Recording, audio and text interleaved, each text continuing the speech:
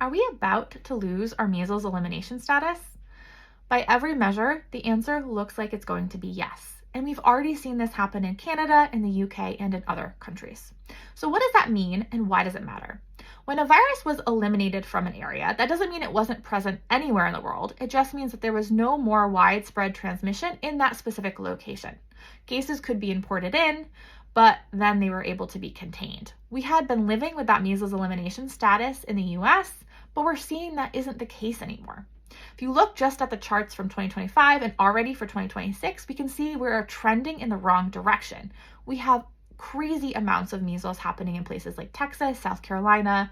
We see reports of measles in ICE detention centers. All of this does not bode well for us being able to maintain our measles elimination status. So why is this happening? Unfortunately, measles is extremely contagious. It's the most contagious virus we know about. Somebody who leaves a room with measles, we could then walk in 2 hours later and still potentially become infected with measles. That means things like masking aren't going to be sufficient here. The best tool we have is vaccination. The MMR vaccine works really well. But because the virus is so contagious, we need to have high rates of vaccine coverage to prevent spread. Otherwise, the measles virus can find those pockets of unvaccinated people and spread. And that's what we're seeing happening right now. So what can we do about this?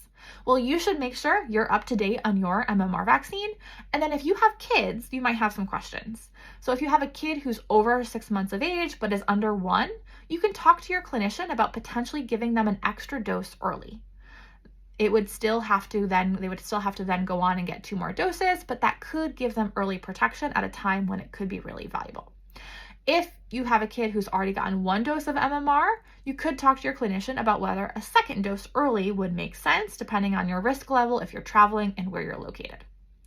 Now, this is really sad news because we had made so much progress. We had eliminated measles in the United States. This is us going backwards, not forwards, and this was preventable. If you have questions about measles or the MMR vaccine, please feel free to drop them below and let us know how else we can help.